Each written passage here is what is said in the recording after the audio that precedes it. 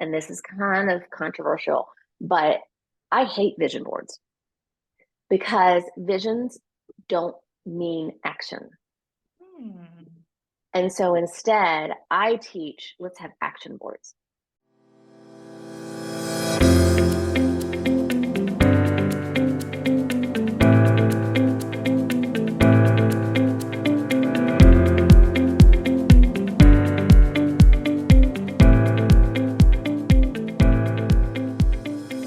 Welcome back to the Virtual Antics podcast. I am so excited because today we are talking with someone that has had similar experiences to my own, as well as a lot of you that are listening out there.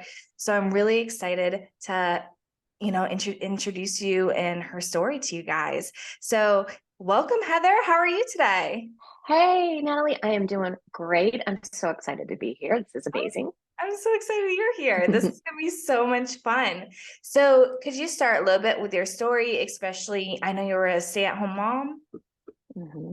Yeah, so my husband and I met in college, got married right out of college, and quite frankly, he got the better job, the higher paying job to start. So I was like, okay, that's where we're going to go. And so he actually got promoted 6 times in 5 years. Yeah. So we like lived someplace for 6 months, 9 months, 13 months. It was like one of those kinds of a deals. And so we decided because I was unemployable that we would just go ahead and start our family. And so that was my job. That was my deal is that I was the stay-at-home mom, and all three of our kids were born in 3 different states, and I think we bought 5 houses before we were 30 years old. So, I mean, it was just like a whirlwind of craziness. And then, he was in sales. So obviously he traveled quite a lot. So we had a routine where, a routine when daddy was home and when daddy wasn't home. Meanwhile, I volunteered at church and I ran the Bible school and I co-wrote and co-edited a cookbook. And, I did all the things that you do as a stay-at-home parent. Made sure the house ran, kept us in budget, all of those things. So, um, and then 2007, we were in St. Louis, Missouri at the time. And the fellow who was the president who had hired him got let go by the board. So, new president came in and wanted his own team. Totally understandable. Happens all the time in corporate. But we realized that we didn't want to continue in corporate. And I say we because it was very much while he was the job person, I made our life run. And so we looked at it as, it was our career. And we just said, let's look at something else. So we put our house in the market in St. Louis and we moved back to North Carolina, where I'm from. And we had no idea what we were going to do. 3 kids in private school and a house that hadn't sold. And this is just when housing markets are starting to tank. So we ended up co-founding together a home decor and furniture agency that helps those suppliers sell to the major e-com channels. So think Wayfair, Overstock, Target, Home Depot, Lowe's, Amazon, all of those. And so that began my entrepreneurial journey. Wow, that is a lot. So we move every 2 years because of my husband's promotions. So I can feel you. I can't even imagine 6 months in different states. We're lucky we stay in one state and we're actually moving this month for another one. So I definitely feel you. Yeah. And for those that don't know, there's so much that goes into it between, keeping track of doctors and health appointments, especially if you have children that have any type of health issues, you have to keep track of all of that because the doctors don't. So it's, and then IEPs and so much more that goes into it. So I can definitely relate to you there. I'm already overwhelmed. So how did you manage that? How did you manage, trying to, be a good mom and organize all this stuff in the business and then supporting your husband as well? Because that must have been a huge change for him too and a letdown. Yeah. Funny, I don't think it was a letdown. I think it was freeing, Oh, actually, very freeing. And that's kind of common, like from people who had been in corporate and then were either downsized or, whatever the reason was, they were no longer in corporate. There is a freeing that comes with it because you're not tied to I don't want to say tied to the man, but you know what I mean? Yeah. So for him, it was actually really kind of freeing. I am by nature very organized. I'm very much, I didn't know, and I didn't have the terminology back then to say it, but I'm very systems and processes oriented, right? And it sounds like you, so we have 3 children. They're now in their 20s. But our son has an auditory processing disorder as well as ADHD. My youngest daughter has ADHD as well as dyslexia. And so, yeah, and then my husband has ADHD. So let me tell you, so for us, the best thing to do and the thing that kept the consistency, because I mentioned we had a routine when daddy was home and when daddy wasn't home. So routines were the godsend in my lifeblood. And then I'm just really, really organized. And then I was also, I was very involved in my community. And so I think that was another thing that really helped kind of level the playing field. And eventually I got to know a lot of other entrepreneurs. And that's when we could, like somebody else understood that side of it. Because if you aren't an entrepreneur, it sure is hard to understand what another entrepreneur does. Yeah, definitely. And it's so I was actually on a podcast yesterday and we are talking about how like your network is your net worth, but it's also your tribe. And Yeah. I don't think I could get through my day-to-day life without the support system we have. And Yeah. it's also not one that was given to us. A lot of people I hear, especially entrepreneurs, are like, man, like my family doesn't understand, or I don't come from a supportive family. Oh, yeah. And I'm a former foster kid. So I'm like, well, I pick and chose my tribe, and that's what you can do. And Yeah. that's the beauty of it, is you get to choose who's in your corner and who's not. And yeah. I think the other thing that's important about that too is to understand that it's okay to have ages and stages, right? So somebody who may have been part of your tribe 5 years ago, it's okay if you outgrow them. Like it's totally okay. And it's not a bad thing. It's not a good thing. It's just life, right? Yeah.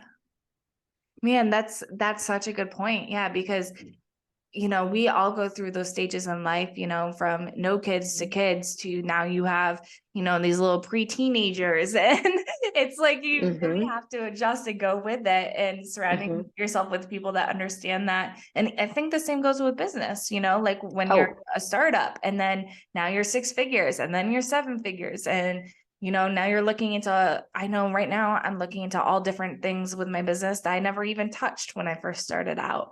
So just, yeah. So I think that's a really cool thing that you said, that like, it's okay to let the people that aren't, growing with you go, and then setting those boundaries too. Now, do you have any, so I like to always think that systems and processes, with it comes boundaries, right? Yep. So were there like boundaries that you guys had to put in place to make sure that you were spending time in the appropriate areas and things like that? Yeah, so I think there's a couple of things that I've learned through the years. Not only have I had our agency, but I also had my own decorative throw pillow company that I started, and then grew really rapidly.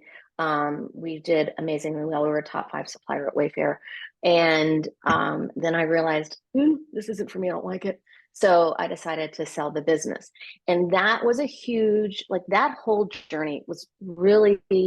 I learned a lot about myself and this concept of and the concept of boundaries. So tying it all back together, because I realized for me, the product-based business was a lot more demanding of my time at specific times versus the agency. I was able to be flexible. I could go to all of my kids' games. I could do it.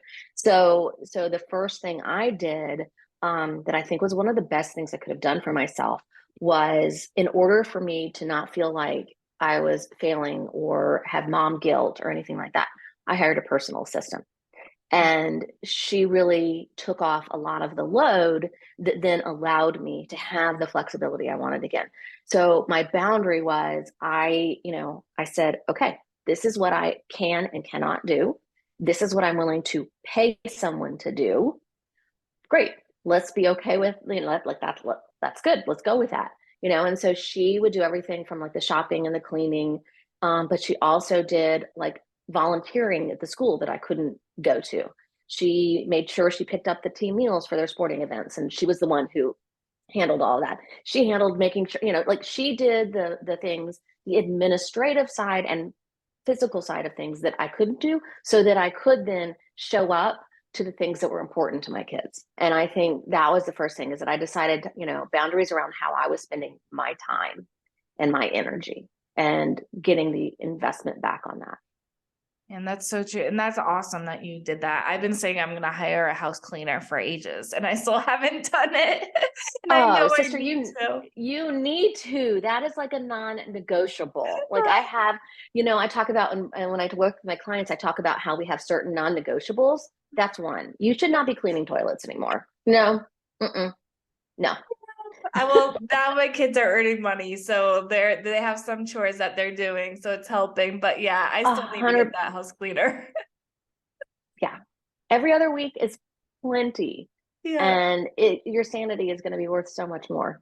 Oh, so true. Yeah, I feel like, especially as women, we're always pulled in like a million different directions. So saying it's okay to get that help, and, actually putting that step in place, where after this call, I'm going to put on my calendar that I'm going to start looking for those house cleaners, because I've been saying it probably for years and it just came up in my head again. But Yeah. I think it's really important that we, take that initiative and realize where we're needing help. Did you ever have to like just sit down and kind of like brainstorm where you're needing help in?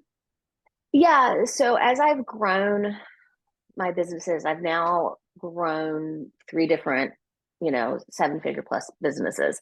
And there have been different things that I've needed at different stages. And so one of the things that I do on a regular basis, so I don't believe, let me back up. I think in part because I have so many people in my family who have ADHD. I don't believe in planning for quarters and entire years. I'll set some basic initiatives and goals, but instead, and things that I want to work to, but instead we work on 6 week cycles, and we do this personally and in business. So, for example, what I mean is we will, instead of taking a quarter, we'll take 6 weeks, and then we'll take like a week or two off in between. And we'll pick 3 to 5 things that are going to move the business forward, or and it's something that we want in our house. So whether that's like, hey, I know I want to go to Italy this year. It's great. So what do I need to do personally to make sure that that happens, right? So it's things like that. And we break them down into very simple, actionable chunks. So basically since we take a break in between, so every 6 weeks, then we have a 2 week, what we call cool down. I didn't invent this. This is done by the guys who created Basecamp. So what I do is then basically every 6 to 8 weeks, I am reevaluating what I need both personally and professionally, to best support the goals that I want to have. I So love it's a constant. And I love that you break it up into 6 weeks, because I have ADHD myself. And I feel like whenever I do quarterly goals, I'm like, I'm not going to like remember and be able to focus on, Yeah. like, it's such a long period of time. That's 3 whole months, right? Yeah. So, Yeah. Yeah. man, that's so And smart. And then you take a few weeks, you said, in two between. weeks in between two, and it's called a cool down period. So not only do we have our 6 weeks, but at my office, I'm at my house right now, but at my office, we have a big whiteboard, and it's like a hill curve, right? And so every Monday, whether it's just by myself or as a team, we have our 6 week check-in, and it's like, okay, here are my 3 to 5 things that I wanted to accomplish this week. Where am I in that? And I literally track the progress, because I am very visual. And if I don't do that, then it's so easy for me to lose sight of what I want to do. So I have a weekly check-in with myself and the team and my husband and all of that. And then in the 2 week cool down, the first either the first or second week, usually there's like some time that I take off, you know. But then it's also time to like step back and kind of give your brain a chance to kind of think and like, okay, so I want to speak to 1,000 women this year. Okay, this is how I'm going about it. Where and how can I do it, and like speak to 1,000 women on stages. And I wanted to reach, 1 million on podcasts. So, like, what are the things that I'm doing to do that? Is that still working for me? Is that still in alignment for me? I do that. I'm going to run a half marathon with a friend this year. Am I following a training plan? You know what I'm saying? So it's very much, it sounds so crazy, but it's the same thing that I've done all along. I've just using different words now to make it sound more systematic. That's awesome. And that's something that I've been really thinking about is a lot of entrepreneurs that are just starting out, they don't realize you have to track your progress because you need to know, where you are, you need to know what's not working, what is, how you can reevaluate. Like, especially once you build a team, that's what you should be focusing on. Almost like I think 80% of your time, it should be tracking and improving the processes you already have in place before you create the new ones. Because I think we Right. also get stuck on creating instead of not perfecting. I hate the word perfect, but improving our systems and processes, right? And Yeah. so, yeah, I think that's really interesting that how you track it visually on the whiteboard. That's so cool. Mm-hmm. Yeah. Yeah. Well, like I said, I'm very visual. So, Yeah, and I actually I started my first vision board this year. Actually, another podcast guest said, Natalie, you need to do your vision board. How are you visually, because I'm starting to get into manifesting and things like that as well, mm-hmm. and like really trying to be goal focused. And she's like, well, what better way than a vision board? I was like, you're right. We need that. But I actually also love, I have like an analytics background. Mm-hmm. So the fact that you do a growth chart is like so cool to me, the hill chart, because you can really, see that. And there's so many different ways that you can create that. And really track your progress. So that's awesome. Is there any other systems that you Yes. really help you? So there's a couple other things that I would do. And this is if you have a team in particular, or if you just have one other team member. So you just it sounds terrible, but you get a spreadsheet and you make like whatever the job is, executive assistant, social media marketing, whatever it is. You write down or you make a list under one column, all of the um, things, tasks, skills, blah, blah, blah, blah, blah, that position has, right?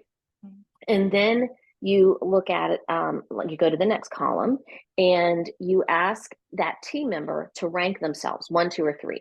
1 is they're 100% proficient, 2, they're okay, and 3, they suck. And so then you go in and in the next column, you rank them 1, 2, or 3, right? And then in the last column, it's what do I need from this person? Not where I currently think they are or where they currently think they are. What do I actually need out of this? And what's going to make it so that it frees up my time, we increase revenue and productivity, and have the traction for growth. And so if you look at that and you go, okay, what I need isn't always matching up to where the person really is. Am I willing to live with that temporarily? Meaning I don't have the budget to hire someone with a higher skill set. Okay, if that's the case, what's my plan to put that in place? Or am I not willing and I need to go ahead and replace the person? Because that's the second the biggest mistake I see entrepreneurs make, though, too, this is one of them, is they hire somebody on their team and they feel guilty letting them go. Mm-hmm. Your team your business, is a separate living and breathing entity. And until you treat it like that, you're never going to grow and you're going to get stuck because you're stuck in this limiting mindset of serving your team instead of your team serving the business, right? Yeah. So that's one thing. So it's a way to, and you can do this for yourself too. Like, hey, everything is the founder or CEO. These are all the things I have to do. This is where I honestly think I am. This is what I need for myself. Well, hell's bells. I have this gap. How am I going to fix it? It's the same. It's just, easy peasy. And then the second thing is, and this is kind of controversial, but I hate vision boards because visions don't mean action. And so instead, I teach, let's have action boards, because you can have something on your vision board for years, but what actions have you actually taken to make that become a reality? And so Yeah, so I am anti vision board. I am all about actions. So, whether that's using words or pictures, but you better back it up and say how you're going to get it. Just because, if you've put out there, I want to live in Fiji, wonderful. What are you going to do to go live in Fiji? You know? Yep, so true. I think because I'm so analytical that my vision board are very attainable things. So it's like eat more greens because I want to be more healthy, right? So I have a bunch of like vegetables on my vision board. Yeah. But I love that, really thinking of it as an action board and putting down those steps that you're going to take. I actually created a little note in my phone this week, and it said, 5 things I'm going to do every single day to be a badass mom boss is There what I you go. wrote. So I called it. I hype myself up. Every time I get a new lead, it says, Natalie, you're such a badass boss. You got a new lead in your business. Yep. You gotta hype yourself up. Yep. So I did that, and it was simple things. It was like getting dressed every day, like full up dressed and putting your makeup on, exercising and Hmm. like taking 1 hour a day to really focus on the growth of my business. Hmm. And I can't remember the fifth one, but yeah, those were things I was going to do every single day just to, Hmm. really help me in all areas of life because they're Yeah. not necessarily like these big, hard goals. These are Mm-mm. actionable steps I can take every day for improvement, right? To make Yeah. me And feel better about myself, improve mhm, confidence, and so on. mhm. Yeah, it's all habit building, right? Right. I Yeah. mean, it's because pretty soon, if you continue doing those 5 things for a year, they're becoming part of your unconscious, right? And you're just going to do them automatically without thinking about it. And then you'd be like, oh, well, I need, maybe I need to add XYZ to it.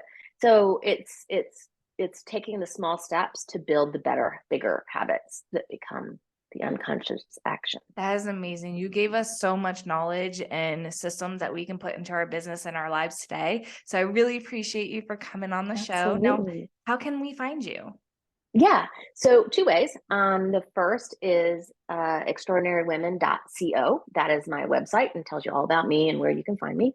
The second thing is I have a podcast called Boundaries, Business, and Boobs. So you can go there at boundariesbusinessandboobs.com.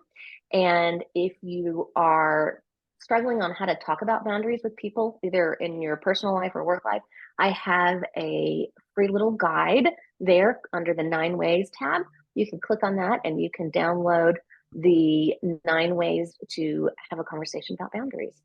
That is awesome. I love that. And I love your podcast Yeah. name. What a cool name. So Well, thank you so much for coming on Virtual Antics podcast, and we'll talk absolutely. to you guys next time.